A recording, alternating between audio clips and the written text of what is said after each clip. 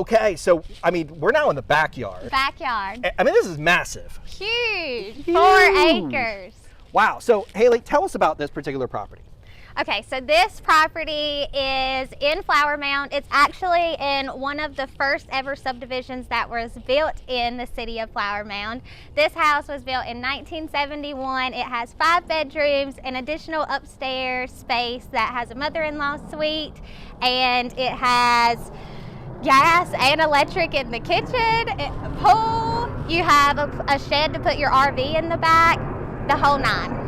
Yeah, and I mean, look at this amazing backyard, right? So if you, like over here, you could fit the entire neighborhood all in this whole backyard. You've got the great pool, you've got the swing set, and moving over here, and we have a gazebo, which I didn't even know what the name for that was. But this is definitely Southern hospitality. Exactly.